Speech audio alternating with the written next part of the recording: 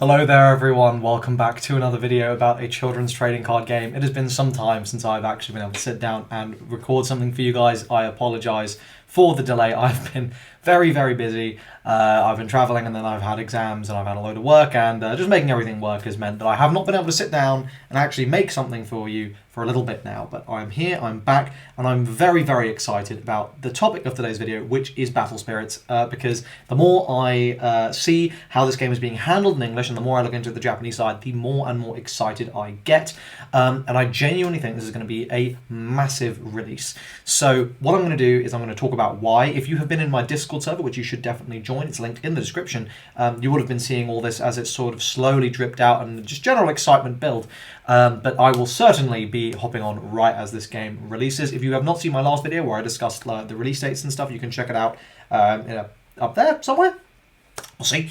But if you just want to get caught up to speed with the main thing, it's releasing in basically the end of the start of quarter 2 or end of quarter 1 next year. I don't know how quarters work.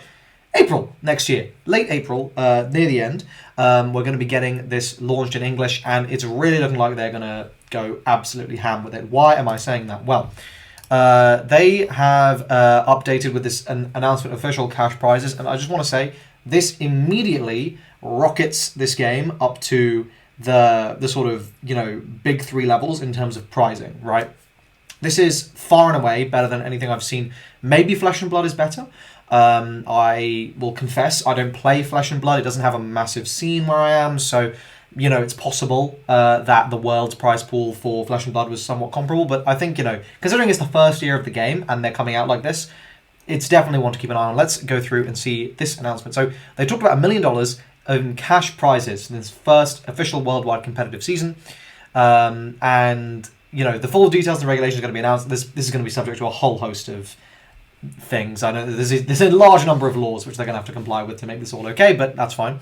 In addition, in March 2023, there are going to be pre-season cash prize launch events. So there are going to be pre-releases for this game. They are going to take place in March, and they're going to have $350,000 in prizing for just these pre-release events. This is distinct from the $1 million prize pool for the tournament circuit. So if you show up, if you roll up on release, and honestly, I have to say, you're just going to have to be a sweaty tryhard leading up to release, and you're going to have to learn the bloody game, because, good lord, I mean, so look at this, right? Use starter decks and booster packs available for pre-purchase at the events to get a head start on the competitive season.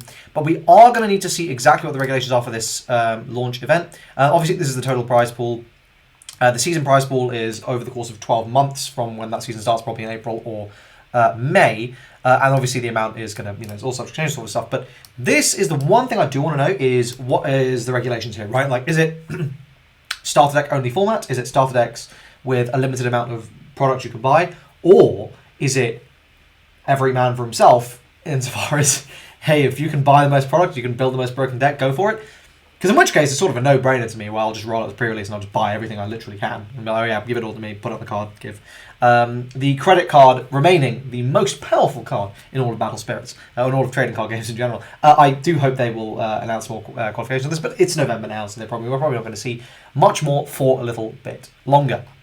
So obviously you know what Battle Spirit Saga is, and we discussed some of the differences between the Japanese release and the English release in my previous video, but the sort of salient points, the main stuff you need to know is our deck size limit is 10 cards more. In Japan it's 40, in English it is 50.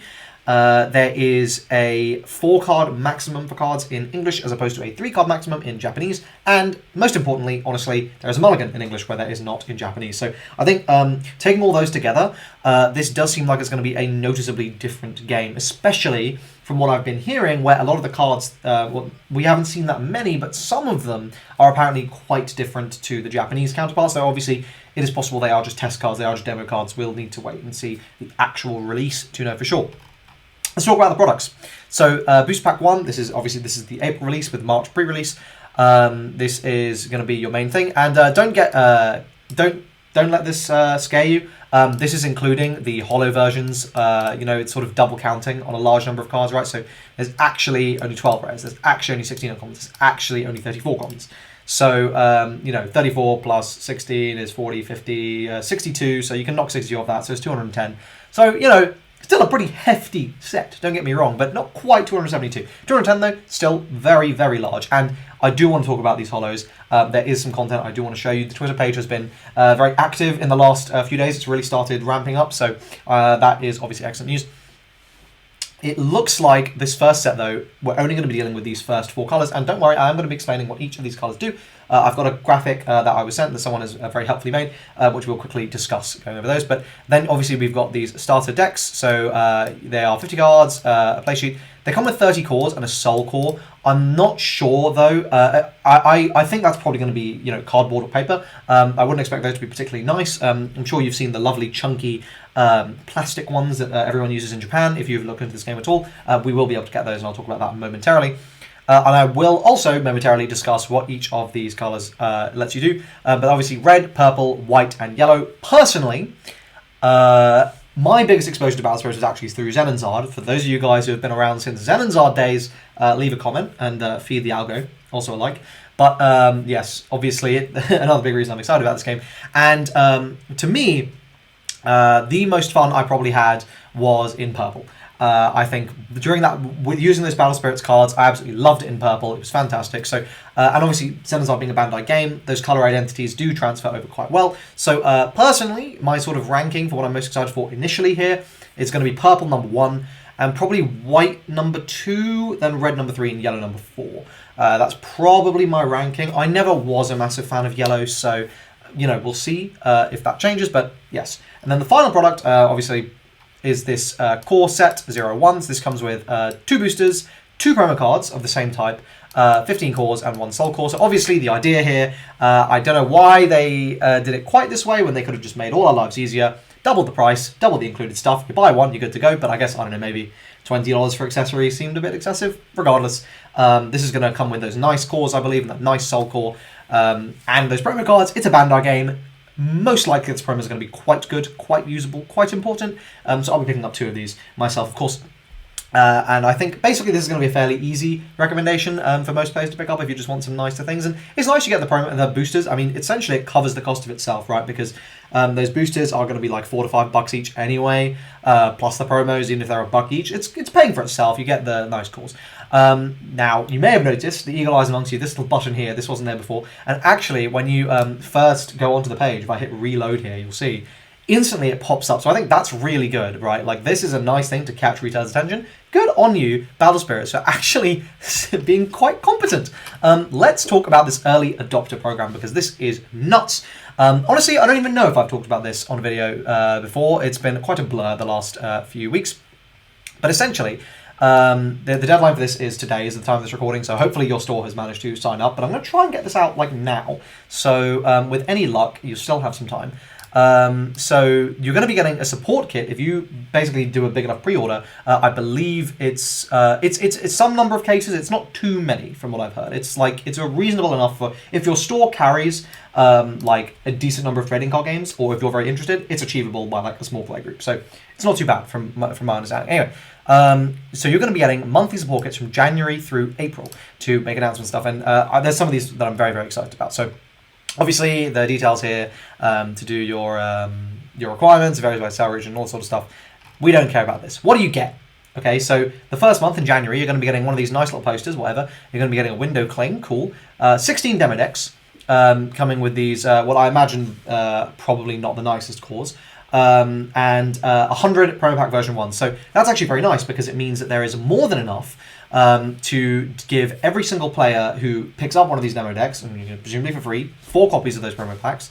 In addition, you're going to have 36 left if you do that. So you can literally just hand them out to people. Like whenever someone makes a purchase on something else, you can hand them out and be like, hey, like if they're playing One Piece, or if they're playing Digimon or something, they're already playing Bandai games, or just any game in general, hey, you might be interested in this, I think this is really, really good that they're sending a bunch of these, and it's exactly the same in February, where you'll also be getting this world guidebook, which is really cool, like to actually get people involved in the lore potentially, and like actually interested in that. Same promo packs, same number of demo decks, so again, you can just give those out to more players who are interested. Hopefully that interest is sort of picked up, because January is going to be those core, really interested people. Core, no pun intended, but those really interested people who are already going to play anyway. But now in February, you might be seeing interest starting to pick up a little bit. You got more to distribute. In March, then we also get, less exciting, but we get a new promo pack as well as some more of these demo sets. So, you know, obviously you'll be wanting both promos because it's a Bandai game. They're probably going to be quite good. And then you get the table number stickers, which are obviously relevant to the store, a new poster. Most excitingly, though, in April, you get this poster, you get more of these promo packs. You get 64 all-foil decks. Holy crap! That's amazing. And obviously, I mean, I will, you know, and it comes with sleeves as well. I want this really bad because I'm going to show you some of the foils in this game. They look insane. They look crazy. We'll talk about this, but yeah. So obviously, if you can get your sword to sign up for this ASAP, like, do it. This is nuts. Let's now quickly roll back and let's discuss the different color identities. So red mainly consists of dragons. It has attacking effects like destroying opponent spirits or drawing cards. Purple consists of skeletons and demons. It specializes in effects such as removing opposing cores and reviving from the trash. So that's sort of revival style, but also removing opponent's cores is very, very interesting because the way Battle Spirits works is when you play a unit, you at the time of playing, you choose to core it up. And I believe if it ever goes down to 0 cores on a card, it instantly dies, I believe. So, but even if it doesn't, it also gains more abilities on that spirit depending on the number of cores it has. So if you're removing cores from stuff, you're actively, like, you know, reducing not only the output that spirit has on the board, but also it's a hefty investment that your opponent needs to make in that initial startup investment. They're hoping they're getting a lot out of that. When they place those cores onto the cards, it's stopping them from doing other things on their turn. So the fact that you can turn around and make that is quite important. Obviously, I spent that long talking about purple because I'm interested in it, but obviously popping opponent spirits and drawing cards in red, very strong. Drawing cards is always good, so yeah. Green is insects and beasts. It specializes in core boosting, so ramping essentially, and exhausting opponent spirits and ultimates to gain advantage in battle. You need to have them rested, not exhausted, so refreshed I think is the term, to block, so that's going to matter. White attributes consists of mechas, and they boast in superior defensive effects and the ability to return opposing cards back to the hand, so white is obviously my number 2. Love all of that. Yellow consists of angels and mystical beings, and you use magic to gain the upper hand in battles and create tricky situations for your opponents. So yellow actually sounding quite fun. Maybe yellow is going to be my number 3, where, you know, you're getting to use all these spells, all these effects. They're obviously going to be very, very pushed because you're not getting bodies on the board, so hopefully going to be very exciting there. And then blue mainly consists of giants and golems, well known for their deck structure effects, hindering the opponent's strategy. So this is just mill, essentially. Now, if I had to guess on the release order of these, I would expect green to come with set 2 and blue to come with set 3. I think, you know, that's what Bandai has done with One Piece. They released set 1 with 4 colors, with red, green, purple, and blue. And then in set 2, they introduced black, and now in set 3, they're going to be adding in yellow. And I really like this way of slowly ramping up the number of options in the game, the complexity, making sure everyone is sort of like well supported. I think they've done a very good job with that with One Piece, and I'm looking forward to them doing this with Battle Spirits. Now let's talk about the Twitter page because there's some exciting stuff here. So ignore this stuff about so you can go in here and you can read how to play. They've done some of these really nice posts here about how to play, but the stuff we're excited for, and the stuff I want to finish this video on, which is why I'm so excited, is if we go up to here, let's look at these. Let's look at this. These are common cards.